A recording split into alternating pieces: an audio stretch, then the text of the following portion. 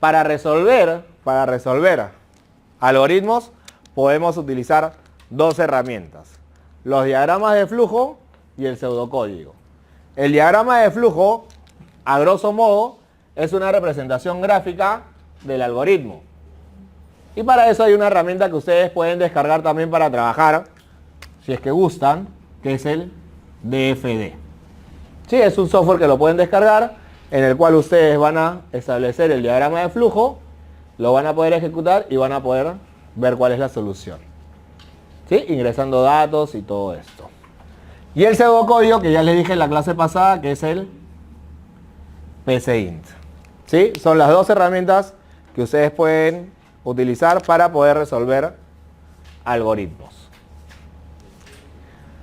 Entonces, ¿qué cosa es un pseudocódigo?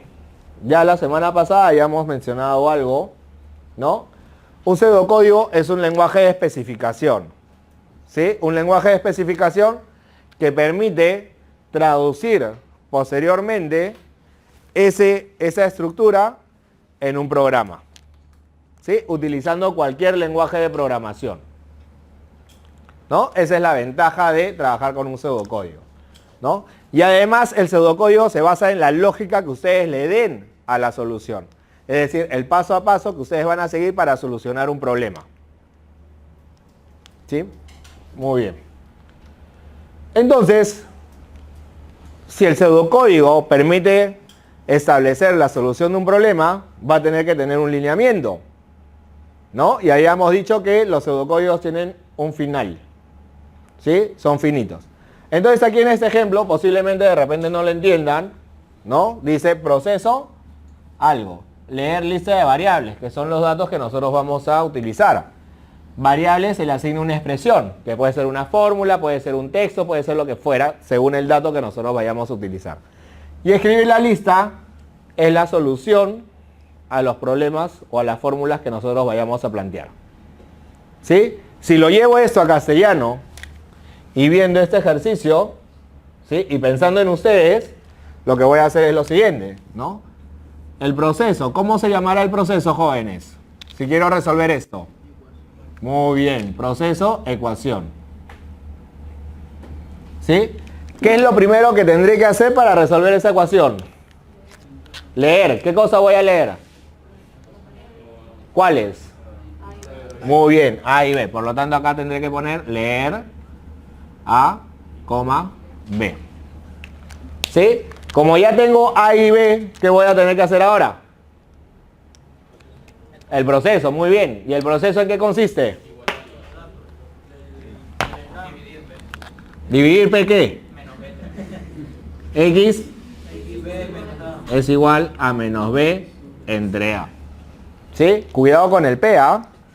Imagínate que vayas a una entrevista y le digas, ¿qué te parece el sueldo? 2.000 soles. Está bien, P. Ya no te contrato, ¿entiendes? ¿Sí? Cuidado con el P, ¿eh? Es algo que se nos sale, ¿no? Pero hay que tener cuidado, ¿ya? Entonces, leer A, B, y este es el proceso que es X igual a menos B sobre A. Una vez que ya tengo la respuesta asignada a la variable X, ¿qué haré? Imprimir, pero ¿se pondrá a imprimir acá en el programa? Escribir, ¿no? Entonces, ¿qué cosa voy a escribir? ¿Qué cosa escribiremos? X. Muy bien. Y fin del proceso. ¿De acuerdo? Entonces, si nosotros entendemos bien la teoría que hemos hablado anteriormente en la diapositiva anterior, tenemos que esto es el inicio, ¿no? Esto es el fin. ¿Sí? ¿Esto qué será? El proceso, dices. La entrada. ¿Esto qué será? El proceso. ¿Y esto qué será? La salida.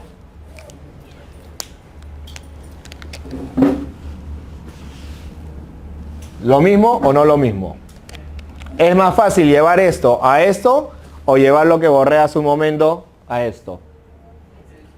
Esto, ¿cierto? Pero ¿cómo llegas a hacer este cuadrito Arce tan bonito que te ha enseñado tu querido profesor Arce? Practicando. ¿Sí? Tienes que practicar, ¿no? Dime. No, en el PCI no es necesario. Ahora, si es que quieres acostumbrarte a trabajar como un lenguaje de programación, sí, ¿no? Entonces el PCI tú lo puedes configurar. Quiero que el PCI se parezca o se aproxime mucho a lo que es un lenguaje de programación. Entonces, si lo configuras así, tienes que poner el punto y coma cada que termine una instrucción. Pero si lo instalas por default como viene, no es necesario. ¿Sí? No es necesario. ¿Quiénes van a seguir sistemas? ¿Quiénes siguen sistema? Software, videojuegos, redes. Entonces, es la única vez que van a ver esto, ¿no? Entonces, puede que pongan punto y coma como que puede... ¿Error? Ya, captura la pantalla y envíamela por correo para ver qué es lo que está sucediendo. ¿Ya? Pero prueba sin ponerle punto y coma. ¿Y si no le pones punto y coma también te parece error? Cuando no le pongo punto y coma me sale error. Pero cuando sí le pones no te sale error. Ya, entonces probemos. Está bien, es válido. ¿Sí? Tenemos que probar. ¿Sí? Entonces va a depender de la configuración, porque a veces nosotros descargamos, instalamos algo y le decimos next, next, next, next, next, y no leemos qué cosa estamos configurando. ¿Sí? Entonces, si te sale error, cuando pones punto y coma, es que no. Cuando no pones punto y coma te sale error, entonces necesita punto y coma. ¿Sí? Entonces, un ejemplo ya llevado a la práctica es esto de aquí. Proceso saludo, escribir hola mundo. Fin del proceso. Cuando tú ejecutes esto, te va a decir hola mundo. Pero como tú no te llamas mundo, tú le vas a decir al programa, ¿no? Ingresa tu nombre. Y tú vas a escribir. ¿Cómo te llamas tú? Isaac. Isaac ingresa su nombre. Presiona Enter y la computadora va a decir, hola Isaac. Y va a decir, ¡ah, su! Me ha hablado, la computadora me está hablando. ¿No? ¿Sí? Pero ya como te gustó eso, después le vas a decir a la computadora que te pregunte, ¿y cuántos años tienes, Isaac? ¿No? ¿Y cuántos años tienes? 20. Entonces él va a responder 20. Eres mayor de edad. ¡Qué chévere! ¿No? ¿Sí? Y así vas a seguir escribiendo y la computadora se puede volver tu pinky. ¿No? ¿Sí? Entonces puede generar un diálogo. ¿Sí? Puede generar un diálogo. ¿No? Pero eso es en base a un conjunto de instrucciones que tú vayas a definir para que la computadora resuelva. ¿Ok? ¿Sí? Ya, si lo haces, ya pues, ¿no? ¿Sí? ¿Sí? De repente puedes hacer una Alexa o un Siri. ¿No? ¿Sí? Muy bien. O un robot. No sé si han visto los robots ya en el Facebook. ¿Han visto los robots que aparecen en el Messenger? ¿Nunca han conversado con un robot en el Messenger? Ya, miren, les propongo algo. Hay un programa que se llama SimSimi, creo. Algo así, pero para que lo prueben in situ, regístrese en WOM. ¿Sí? En la tienda virtual de WOM. ¿Sí? En el app. O en la página web. ¿Sí? Y ahí aparece un chat. Ustedes le dan clic al botón del chat y aparece, hola, buenas tardes, me llamo tal. Regina, creo que se llama esa app. ¿Sí? Regina. ¿En qué te puedo ayudar? Y tú le pones, ¿no? Pago. ¿Sí? Ponte, le pones pago. Y ni bien tú presionas Enter, te sale. Y hoy día lo comprobé, primera vez que lo veo. ¿Sí? Y te sale. Si vas a pagar con tarjeta de crédito, puedes pagar con Visa, Mastercard o tal. Si pagas en efectivo, con tal cosa y tal cosa y tal cosa, o con tarjeta de débito, tal otra cosa. ¿Te puedo ayudar en algo más? Y te equivocaste, no pusiste gracias, sino gracias. Porque se te fue el dedo, pues, ¿no? ¿Sí? Y pones gracias. No entiendo tu pregunta. ¿No? Y pones gracias, ok, espero que te haya servido mi ayuda. ¿Conversaste con una persona? No, has conversado con un robot. ¿Sí? Pero automáticamente con lo que tú pones, ya va viendo qué cosa te va a responder. ¿Sí? Y dentro de un rato vamos a hablar de eso. Es alucinante la tecnología, cómo avanza. Buenas noches. ¿El UTP también tiene? Bacán, no he probado el del UTP, me van a disculpar. Tienes que seleccionar la pregunta que te asignan. Entonces este es paso por paso. El otro ya es un poquito más inteligente, ¿no? Porque en base a palabras que tú vayas colocando en tu comentario del chat, vas escogiendo qué pregunta te va a hacer o qué solución te va a dar. Igual que sin el plan de ¿No? También creo, ¿no? Ya vean ustedes cuáles hay, ¿ya? Vean ustedes, investiguen cuáles hay y ya. Muy bien. Pasamos al diagrama de flujo. ¿Qué cosa había dicho que era el diagrama de flujo? Una representación gráfica, ¿cierto? Pero esta representación gráfica, ¿qué utiliza? Utiliza símbolos. ¿Qué tipo de símbolos? Utiliza rectángulos, círculos, rombos, flechas, etc. ¿Sí? Estos símbolos van a estar interconectados. ¿Sí? ¿Y con qué van a estar interconectados? Con flechas. Y las flechas que indican cómo fluyen los datos. ¿Sí? Cómo fluyen los datos dentro del diagrama de flujo. Entonces, para muestra un botón. Tenemos aquí un diagrama de flujo. ¿Qué es lo que va a hacer este diagrama de flujo? Va a decir si un número es par o no. Si un número es par o impar. Entonces, como hemos definido el algoritmo, una de las características es que tiene fin. ¿Sí? También hemos definido que tiene entrada. ¿Cuál símbolo creen ustedes que define la entrada? N, ¿cierto? ¿Sí? N. Entonces yo voy a decir que N vale 5. ¿Sí? Voy a suponer que N vale 5. ¿Qué es lo que está haciendo este diagrama de flujo? Está comparando el resultado de esta operación. Profesor, pero nunca he visto qué cosa es mod. Entonces yo te voy a explicar qué cosa es mod. Ponte, 5 mod 2 te tiene que dar un resultado. ¿Sí? Pero ¿qué resultado te da ese 5 mod 2? Te da como resultado el residuo. ¿No? Entonces, mira. 5 entre 2, ¿cuánto es? 2 por 2, 4. 4, 5 menos 4, 1. ¿Cómo se llama esto? Muy bien, esto se llama residuo. Entonces, ¿qué estás haciendo aquí? En esta fórmula. Estás diciendo 5 mod 2 te tiene que dar el residuo. Buenas noches. Te tiene que dar el residuo. Entonces, ¿el residuo cuánto es? 1. ¿1 es igual a 0? No, por lo tanto, no es par. ¿Se entiende? ¿Sí? Ahora, mira, ponte que ahora ingreso 4. Entonces acá, 4 entre 2, ¿cuánto es? 2. 2 por 2, 4. 4 menos 4, 0. Ese 0, ¿qué cosa es? Residuo, ¿no? Entonces, 4 mod 2 te da como respuesta 0. ¿0 es igual a 0? Sí, por lo tanto, el número es par. Y terminó el programa. ¿Te diste cuenta? Entonces, el diagrama de flujo, ¿qué te permite hacer? Justamente ver qué ramificación o qué operación se va a realizar después de algo. ¿Sí? ¿Se entendió entonces esto? Muy bien. En la siguiente diapositiva tienen alguna simbología, ¿sí? Tienen alguna simbología en la que ustedes pueden ver qué es lo que significa cada uno de ellos con respecto al pseudocódigo, ¿no? Tenemos el óvalo, tenemos aquí un paralelípedo, el rectángulo, el rombo, ¿sí? ¿Y esto cómo se llama? Hexágono. Un hexágono, ¿cierto? Cada uno tiene un significado en particular y las palabras que se van a utilizar en el pseudocódigo. ¿No? Es un cuadrito de comparación más que nada, ¿sí?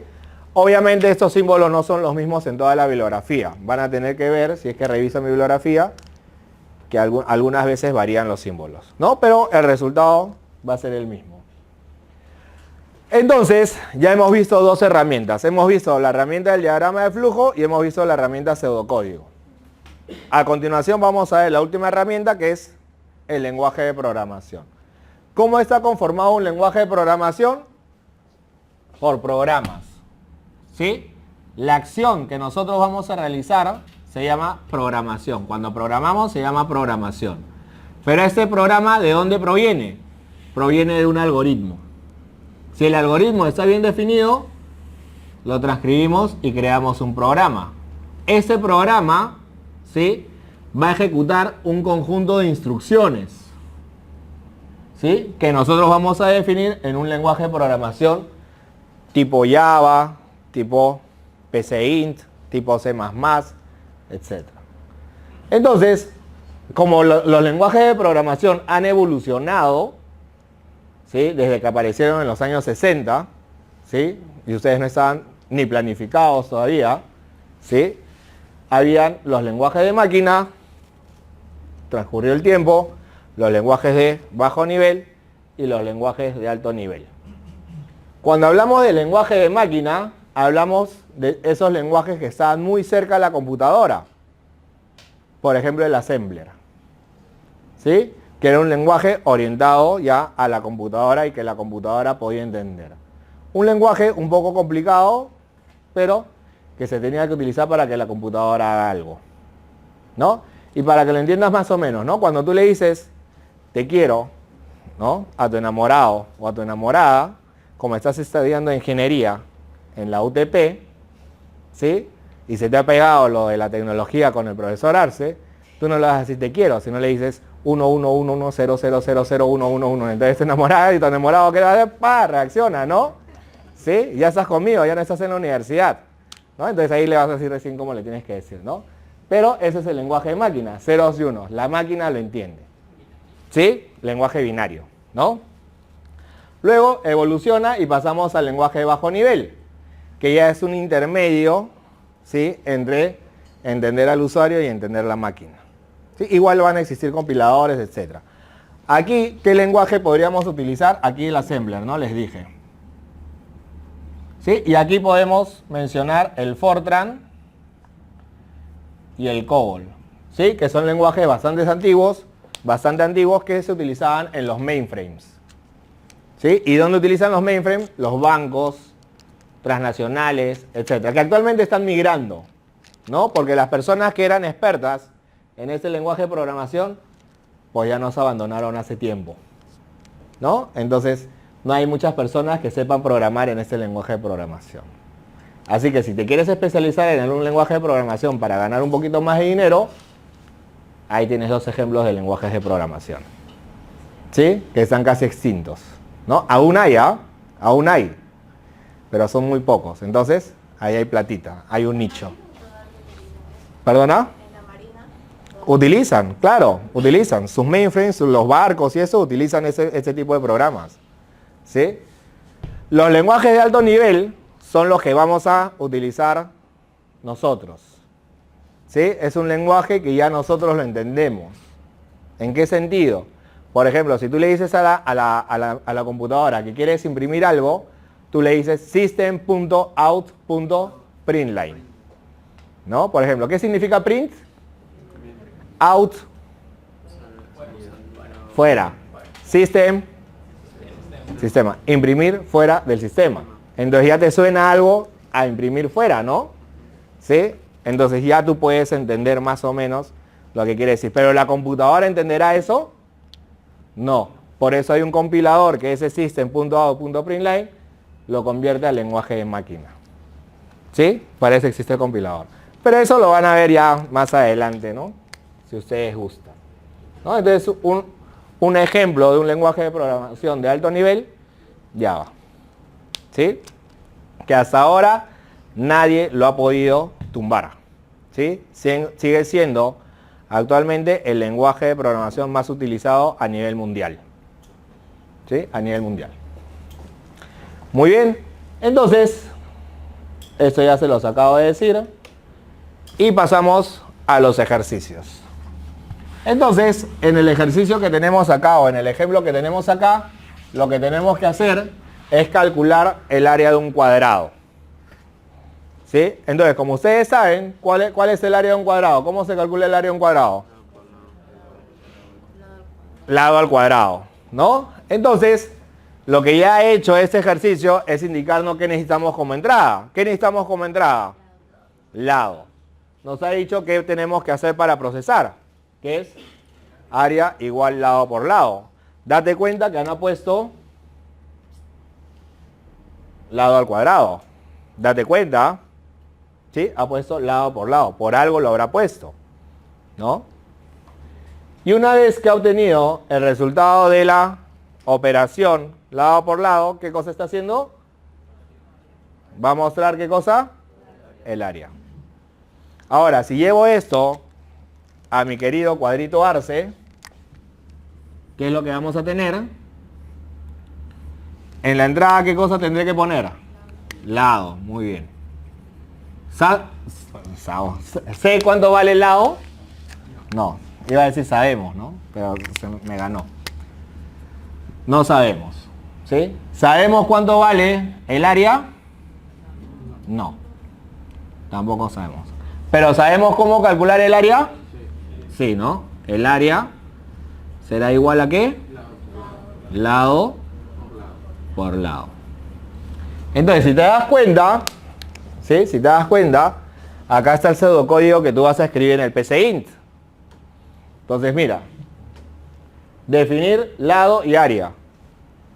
¿Lado qué cosa es? ¿Dato de qué tipo? Entrada. ¿Cierto? ¿Área de qué tipo es? Salida. ¿Sí? Definir lado y área como real. Primera parte de lo que habíamos visto en la primera diapositiva. Una vez que sabemos qué datos vamos a trabajar y lo estamos definiendo como su tipo de dato, ¿sí? Vamos a indicar qué es lo que tiene que hacer el usuario. ¿Y qué es lo que tiene que hacer el usuario? Digite el lado. ¿Qué hubiera sucedido si yo no pongo el mensaje, escribe, digite el lado? ¿El usuario sabría qué es lo que tiene que hacer? No. ¿Podría resolver el problema? No. Imagínate un cajero que no tenga instrucciones. ¿Cómo haces para sacar plata? No hay forma. ¿No? Imagínate que tu intranet no tenga las instrucciones para que te puedas matricular online. ¿Lo podrías hacer? No. Entonces siempre va a ser necesario que haya una instrucción o un mensaje para que el usuario sepa qué es lo que tiene que hacer. ¿Y cómo se describe ese mensaje? Con el verbo escribir. Y entre comillas, el mensaje que queremos mostrar. ¿De acuerdo? Entonces, ¿qué cosa va a escribir el usuario? El lado. ¿Sí? ¿Por qué dice leer lado? Porque cualquier cosa que tú digites por teclado, ¿dónde se va a almacenar? ¿En dónde se va a almacenar? En lado. ¿Cierto? En lado. ¿Sí? ¿Y por qué se va a almacenar en lado? Porque luego tienes que operar este lado. ¿Y dónde lo vas a operar? En la fórmula. ¿No? Entonces en la fórmula tú le estás diciendo que el área, ¿a qué es igual? A lo que has ingresado en lado por lo que has ingresado en lado, que es lo mismo, ¿no? Lado por lado. Y lo que indicó su compañero es cierto. Cuando tú digitas algo, si bien es cierto, se almacena o se le asigna una variable, pero esa variable, ¿dónde se almacena para poder utilizarla luego? En la memoria RAM. ¿Sí? Ponte que yo te digo, suma 2 más 2. ¿Qué es lo que está haciendo tu cerebrito? Tu cerebro ha almacenado un 2 en una neurona y el otro 2 en otra neurona. Si te digo que me digas la respuesta, una tercera neurona estará almacenando el resultado. ¿No? Y tú me puedes mostrar el resultado de varias formas. 2 más 2. Así, ¿no? Me hace así, 4. ¿No? O me puedes decir, yo te digo, 2 más 2, ¿cuánto es? Y tú me dices, 4. Entonces hay varias formas de mostrar el resultado. ¿Te das cuenta? ¿Sí? Muy bien. Aquí lo que estamos haciendo es que el área va a ser igual a lado por lado. ¿Y qué cosa me va a mostrar luego? El área es la variable donde se ha almacenado el resultado de la fórmula. El resultado de la operación. ¿Capish? Capish. Y fin del proceso. Entonces, ¿qué tenemos aquí? Tenemos que esto forma parte de la entrada, esto forma parte del proceso y esto forma parte de la salida. ¿Alguna pregunta hasta aquí? ¿Alguna duda? ¿Comentario? ¿Seguros? ¿Seguras? ¿Está clarísimo todo? ¿Sí? Muy bien. Entonces, como está clarísimo todo, ejercicio. ¿Sí? ¿Y qué es lo que van a hacer? Van a tener que escribir un pseudocódigo para hallar el área de un círculo, ¿no? Utilizando esto de aquí y el cuadrito arce, ¿no? Entonces, ¿cuál es la fórmula para el área de un círculo? Pi, muy bien, r cuadrado, ¿no? Ese es el área del círculo, ¿sí? Donde pi, ¿cuánto vale? 3.1416, ¿sí? Entonces, a ver jóvenes, tienen 6 minutos para resolver este ejercicio.